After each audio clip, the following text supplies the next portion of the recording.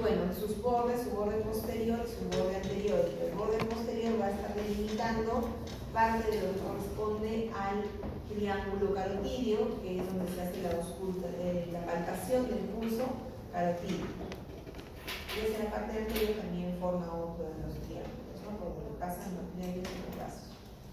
Acción, flexión sobre la columna vertebral, hace esto.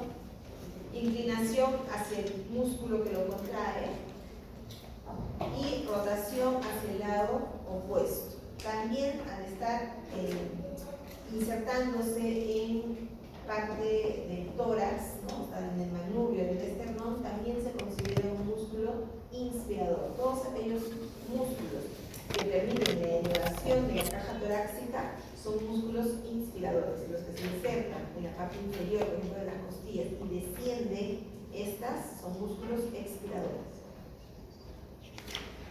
Luego tenemos los músculos profundos del cuello. Tenemos a los tres escalenos, tenemos el escaleno anterior, el medio y el posterior. El escaleno anterior va a ir desde los tubérculos anteriores, las apófisis transversas de las vértebras cervicales de la C3 a la C6, ¿okay? De la C3 a la C6, y se van a dirigir hacia afuera, hacia el tubérculo de Ishram, que pertenecía ¿a quién? A la primera costilla. La primera costilla tenía un tubérculo de Ishram. Ese tubérculo de Ishram que estaba en su cara superior de la costilla 1 es donde se va a insertar el músculo escaleno anterior. Luego tenemos el escaleno medio, que es otro pegado a él, más por detrás. Se va a insertar desde los tubérculos anteriores de las apófisis transversas 6 a 7 últimas. Va desde la segunda, tercera, cuarta, quinta y sexta o séptima, y se va a insertar hacia la cara superior de la primera costilla y a veces a la segunda costilla. Luego tenemos el escaleno posterior, que se inserta también desde los tubérculos posteriores, no están en los transversas, sino los tubérculos posteriores. Los otros acuérdense eran los apófisis anteriores de las apófisis transversas. Este está en el tubérculo posterior de las apófisis transversas. Y desde ahí, de la C4, C5 y C6. Y se dirige hacia el borde superior de la segunda costilla. ¿Okay? Segunda costilla. Dentro de sus relaciones más importantes, es que van a formar las paredes del triángulo de los escalenos. El triángulo de los escalenos va a estar formado entre el escaleno anterior y el escaleno medio y hacia abajo la primera costilla. ¿Qué va a tener de importante este triángulo de los escalenos? Es que a través de él va a emerger el plexo braquial, como se ve acá. Los troncos principales del plexo braquial atraviesa este triángulo formado por el escaleno anterior, el escaleno medio y la primera costilla. Junto con él va a aparecer este otro vaso principal que, si está por debajo de la clavícula, por encima de la primera costilla, ¿qué arteria es? Subclavia. ¿Okay?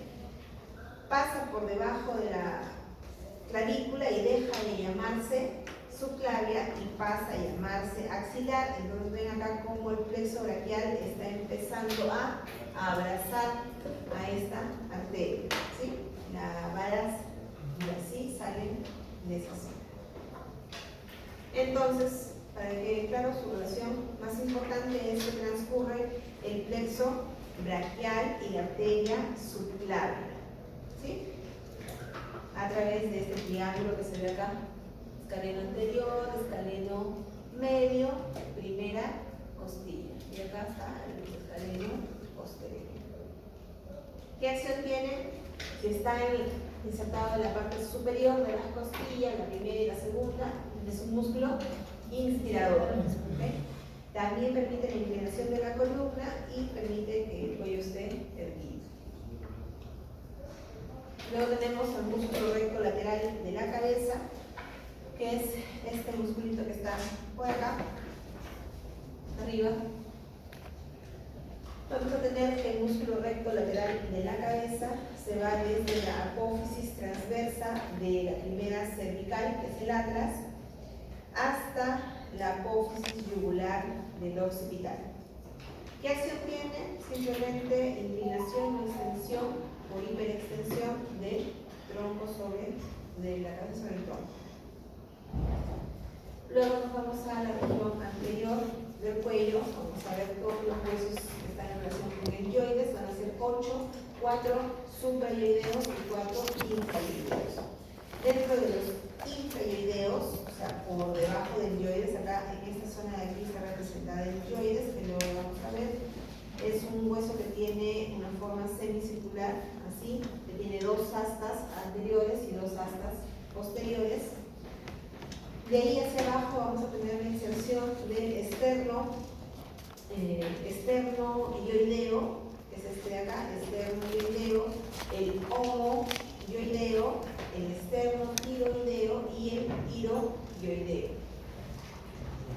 En cuanto al esterno-yoideo, también conocido como esterno-cleidoyoideo, pero es el de antiguo, cualquiera de las dos está bien. Esterno-yoideo, que es este músculo largo, va a ir desde el extremo interno de la clavícula, el tercio interno de la clavícula. Ahí se inserta también el ligamento externo clavicular posterior y parte posterior del esternón, el manubrio del esternón y el primer cartílago costal. Todas son sus inserciones inferiores. De ahí se dirige hacia arriba, hacia el borde inferior del cuerpo del yoides. Todos los infrayoideos descienden del yoides. ¿Okay? Los 4 infrayoideos se encargan de descender el yoides y los 4 suprayoideos elevan. El homoyoideo, que es el músculo que estaba costado del esternoyoideo, va a tener 2 vientres, o sea, es como un digástrico, ¿sí? Se llama digástrico, no se van a confundir, porque arriba tenemos el digástrico. Va a tener un vientre posterior y un vientre anterior. El posterior va desde el borde superior de la escápula, por dentro de la escotadura coracoidea, y el vientre anterior, que es superior, se va a ir hacia el cuerpo del yoides y el asta mayor del yoides. Va a tener un tendón intermedio que corresponde a la zona donde el músculo cambia de dirección. Tiene un tendón intermedio. Este tendón intermedio, como ven, está en relación directa con este vaso principal, que es la vena yugular. ¿Okay? La vena yugular. ¿Qué acción? Baja y dirige hacia atrás. El esterno-yoideo va a ir desde abajo, en la cara posterior del primer cartílago costal, de la cara posterior del manubrio del esternón, y se dirige hacia arriba en los 2 tubérculos de la cara externa del cartílago tiroideo, por eso lleva ese nombre de esterno-tiroideo, y su cordón ligamentoso. Vean que no se inserta directamente sobre el hueso yoides, ¿sí? Por lo tanto, si está insertado en lo que corresponde al cartílago tiroideo, que es este de acá, aquí está la glándula tiroidea, el cartílago tiroideo pertenece a los cartílagos de la laringe, que es una estructura que vamos a ver cuando hagamos respiratorio, va a descender la laringe, ¿okay? Va a descender la laringe. Y por mediación, o sea, porque como están cerca con el yoides, también lo va a descender, ¿okay? Pero no está insertado directamente al hueso. Luego tenemos este otro, que es el tiroyoideo, que va a ir desde los 2 tubérculos tiroideos y el cordón ligamentoso y la laringe hacia arriba, hacia el borde inferior del cuerpo y el asta mayor del yoides. ¿Okay? Es más pequeño, va de la tiroides hacia arriba. Entonces, igual, va a descender el hueso yoides y va a elevar a la laringe. Luego tenemos los 4 suprayoideos, que son el digástrico, este de acá, el estiloyoideo, que va a su costado. Luego, a la parte inferior de la barbilla tenemos el miloyoideo y el genioideo. El digástrico, que tiene dos vientres también. Vamos a ver que tiene vientre posterior desde la apófisis mastoide, que está acá, el temporal, y la ranura digástrica que se veía aquí. Se dirige hacia abajo y hacia adelante, teniendo también un tendón intermedio que está dirigido hacia el cuerpo del hueso ioides y atraviesa al músculo estiloioideo. Y el vientre anterior se va a insertar en la fosita digástrica que tiene la mandíbula, la parte interna de la mandíbula. ¿Qué acción tiene? Va a bajar o va a el maxilar y va a elevar el ioides, dependiendo de cuál de sus fibras se contrae. Si la acción es en el vientre posterior, va a dirigir el ioides hacia atrás y hacia arriba y va a inclinar la cabeza hacia atrás. Y cuando ambos digástricos hacen contracción, van a permitir la elevación del ioides. Luego está el estiloioideo, que es este largo que está acá, que va a ir desde el lado externo de la apófisis estiloides, que tenía el temporal. Un dientecito. Desde esa apófisis va a ir hacia la cara anterior del ioides. Como dijimos, estaba atravesado por el tendón conjunto del digástrico. Y simplemente la acción de su contracción eleva el ioides. Luego tenemos al miloioideo, que es este grosito músculo que va desde la línea interna del maxilar inferior y se va a dirigir hacia abajo, hacia el borde posterior del hueso ioides y va a tener también relación o unión con el contralateral a través de un baje medio entre los dos. Se conoce como línea blanca supraioidea. Va a elevar al hueso ioides y también va a permitir la elevación de la lengua. Y el genioideo, que se ve últimamente en el piso de la boca, va a estar desde la apófisis geni del maxilar inferior hacia la cara anterior del hueso ioides. Si la acción es a nivel superior, va a permitir la elevación del ioides, y si la acción es en la parte inferior, va a permitir el descenso de la mandíbula. Es depresor de la mandíbula. No he puesto maxilar, pero es mandíbula. Maxilar inferior. Pasamos a la región prevertebral muy rápido, lo voy a pasar, por favor. No quiero que se demoren, acá tampoco estoy dando los nombres, solamente tienen que conocer los nombres. Vamos a tener al recto anterior mayor de la cabeza, también conocido como el largo de la cabeza, al recto anterior de la cabeza, que es el recto anterior menor de la cabeza, y el largo del cuello. El recto anterior mayor de la cabeza o largo de la cabeza va a ir desde las apófisis inferiores, cara inferior de las apófisis del maxilar, del occipital, y va a descender hasta la C3, C4 y C5. Permite la flexión de la cabeza sobre la columna vertebral.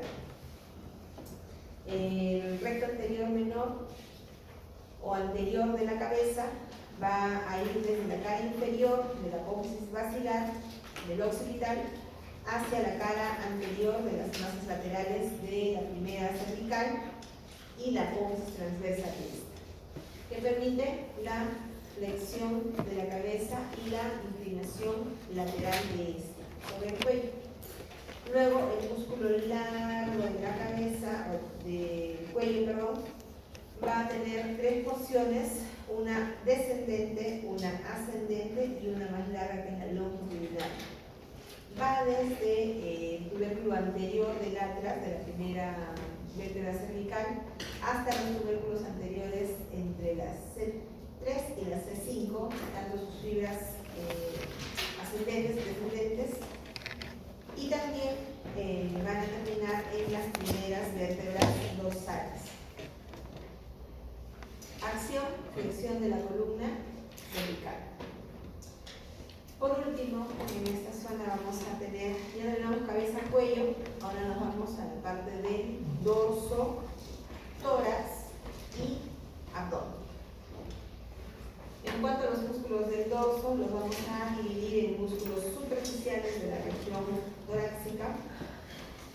Estamos viendo dorso es atrás, torso es adelante. ¿Okay? Los músculos de la nuca están considerados en esta zona, que es justo la parte posterior de la región cervical. Vamos a ver nuca. En cuanto a los músculos de la región posterior del tronco, vamos a tener ahí a los músculos que están en los canales vertebrales, que son el ilio costal, el dorsal largo y el transverso espinoso. Los músculos intertransversos, que están adosados a los vértebras dorsales, tenemos los intertransversos del cuello, del dorso y de la región lumbar. Y luego los interespinosos y espinosos, que tienen relación entre las apófisis espinosas y las apófisis transversas, ¿sí? De cada una de las vértebras. No hay mayor detalle ahí, ¿no? Para conocimiento. En cuanto a los músculos del dorso, de la espalda, vamos a tener a este músculo grande, que es el trapecio. Vamos a tener que tiene inserciones internas y inserciones externas. Dentro de las internas, vamos a tener por arriba, desde el tercio interno de la línea occipital superior y la protuberancia occipital externa. Luego tenemos también el ligamento cervical posterior, desde la protuberancia occipital externa de las apófisis espinosas de la C6 hasta el vértice de las apófisis espinosas. Las espinosas son las que van hacia atrás, ¿recuerdan? En las vértebras las espinosas van hacia atrás. Entonces van a contar las apófisis espinosas de la séptima cervical hasta la décima o onceava torácica. ¿Sí? Van todo el cuello hasta la región del tórax. Y luego tienen inserciones externas que van a estar en relación con la del brazo. Van a irse hacia el hombro y van a dividirse en tres fascículos. Los fascículos superiores que se insertan en el tercio externo del borde posterior de la clavícula, ¿se acuerdan del borde posterior de la clavícula? Y su cara superior. ¿Okay? Entonces ahí tenemos inserciones en el omóplato o escápula, perdón, en la clavícula, luego en el borde posterior del acromion y el borde posterior de la espina del omóplato o de la escápula. ¿Sí? La espina también se inserta ahí en los fascículos serios y los inferiores en la espina del omóplato. Todos terminan aquí a nivel del hombro en la escápula. Entonces, ¿qué permite? Permite elevación del hombro, va a elevar el riñón hacia arriba, levantar, elevar el hombro. También, si tomamos acción en lo que es el omóplato, va a permitir llevar hacia atrás el brazo. Luego tenemos por debajo de ese, debajo del trapecio vamos a encontrar este otro músculo que es el dorsal ancho. Va a ir de adentro hacia afuera, desde las apófisis espinosas de las 7 a 6 últimas vértebras dorsales y las 5 lumbares. Se va a insertar por debajo en la cresta posterior del sacro y el tercio posterior de la cresta ilíaca y las 3 últimas costillas. ¿Okay? Y las 3 últimas costillas. Va a dirigirse hacia arriba y hacia afuera y se va a insertar aquí. ¿Se acuerdan que cuando vimos el húmero les hablé que había una corredera bicipital o bedentoidea o ubedentoidea? Ya, esos 3 nombres son los mismos. Entonces, ahí se va a insertar por el fondo de la corredera bicipital. ¿Sí? Entonces ahí está una de las expresiones que hemos visto en el húmero, el dorsal ancho. Dirige el brazo hacia abajo, hacia adentro y hacia atrás. Y cuando la acción es a nivel de las costillas, permite esta acción que se llama de paso. Luego tenemos al romboides, que es un músculo también cuadrilátero que va desde la porción inferior del ligamento cervical y las apófisis espinosas de la séptima cervical hasta las primeras 5 dorsales, para las torácicas, y se dirige hacia afuera, hacia el borde interno de la espina del omóplato. Vamos a tener que hay un romboides inferior o mayor y uno superior. ¿Qué permite? Si está insertado hacia el borde del omóplato,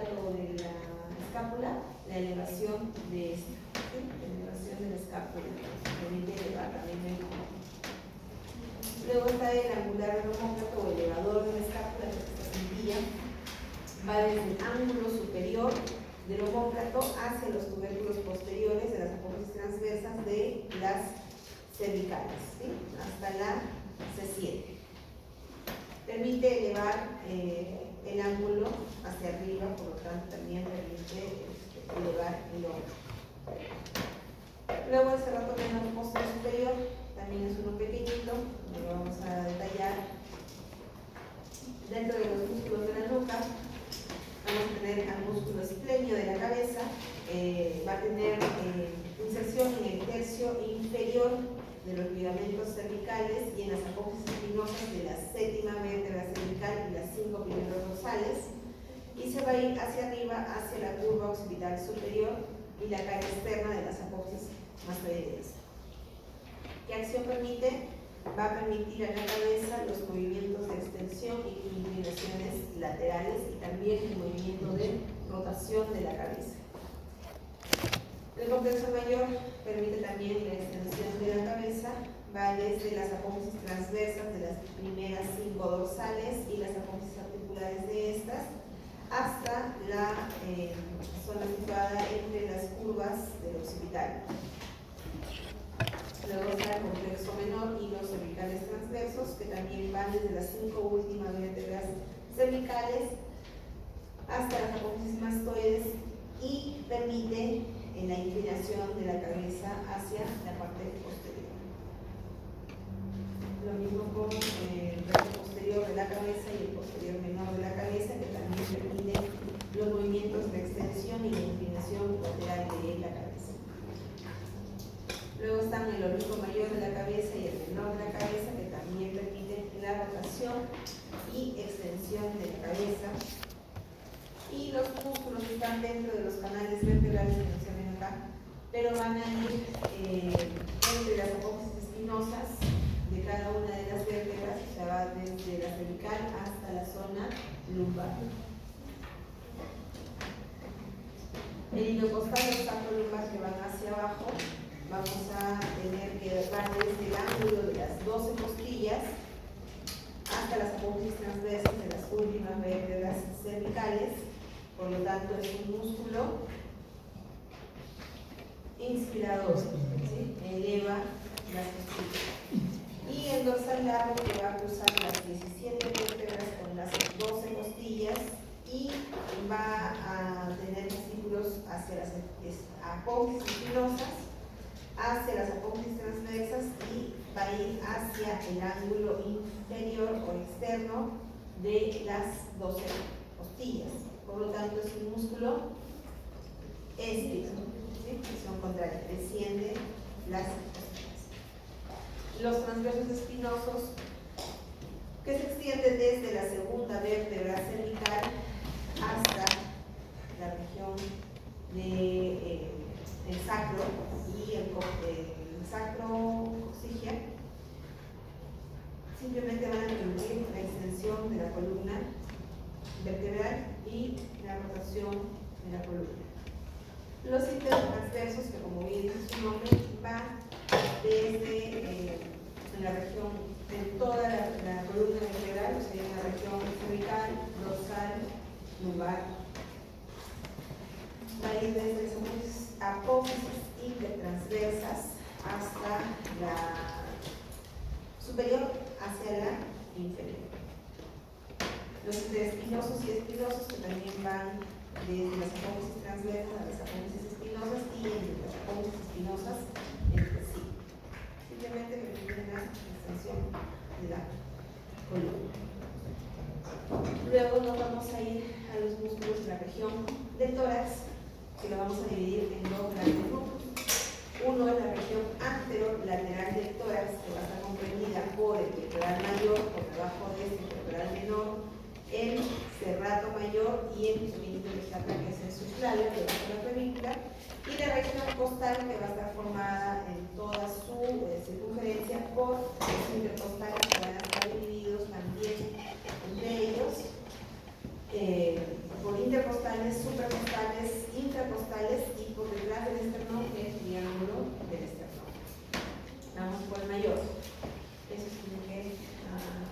sus inserciones. El pectoral mayor va a tener una porción torácica.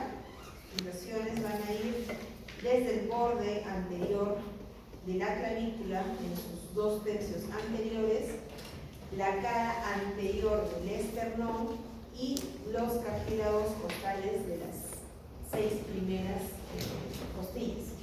Cartílagos costales, no dije costillas, cartílagos costales, o sea, aquí, está entre la unión entre las costillas y el esternón.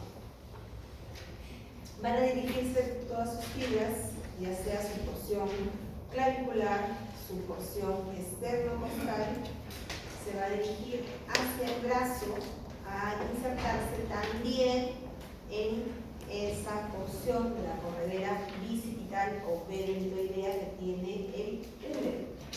Entonces este va a ir hacia el labio externo de la corredera bicipital. ¿Qué otro músculo estaba ahí? También dijimos el dorsal ancho, que venía de la espalda, ¿cierto? El dorsal ancho que va al otro labio, al labio interno de la corredera bicipital. ¿Qué acción tiene el pectoral mayor? Aproxima el brazo al tronco. Entonces, ¿qué movimiento es? Si lo aproxima, si está lejos, si lo aproxima al tronco, va a levantar el tórax, por lo tanto es un músculo inspirador, llena, permite que se llene de aire, ¿cierto? Por debajo de este, al seccionarlo, al disecarlo, vamos a tener la presencia del pectoral menor, que va a ir desde arriba hacia abajo. Este va desde la apófisis coracoidea, del omóplato o escápula, hacia la cara externa, fuera de la tercera, cuarta y quinta costilla. ¿Okay? Tercera, cuarta y quinta costilla. Si está en la parte externa, entonces va a elevar las costillas. También es un músculo inspirador. Pero cuando la acción es a nivel de las costillas y desciende en la contracción, va a permitir el descenso del hombro. ¿Sí? Permite descender el hombro. Relaciones importantes que tiene el pectoral menor. Va a delimitar por aquí abajo, por aquí en esta zona. Acá está la clavícula, esta es la clavícula.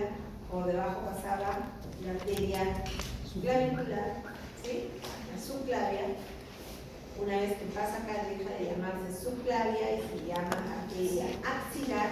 La axilar tiene que pasar por acá. Entonces va a partir la arteria axilar en 3 porciones. Primera porción, segunda porción y tercera porción. La primera porción es hasta su borde anterior. La segunda porción está por debajo de su tendón y la tercera porción es la que va desde su borde inferior hasta abajo. ¿Sí? Y ahí cuando hagamos circulatorio vamos a ver las ramas que nacen de la primera porción, de la segunda porción y de la tercera porción. También está, si está con la arteria axilar, ¿con quién más está en relación? Con el plexo braquial, ¿sí? Va a formar también una relación directa en la parte de abajo de su cara posterior con el plexo.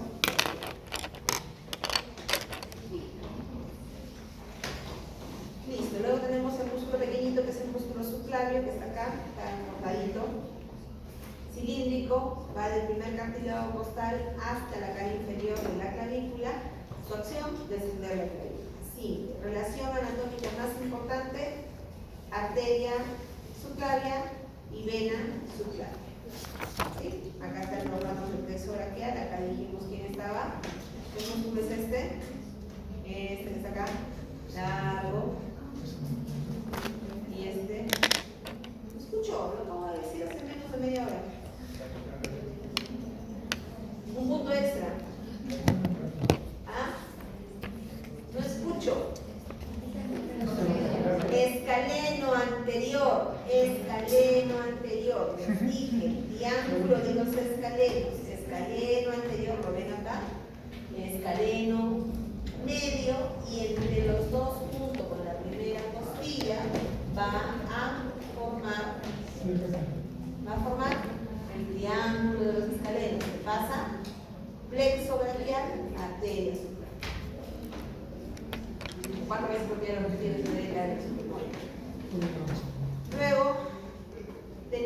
a este otro músculo que es el serrato mayor, que va desde las primeras 9 a 10 costillas en su cara anterior de las costillas, y el borde se dirige hacia abajo, hacia el borde espinal del omóplato, o sea, se van hasta atrás, ¿sí?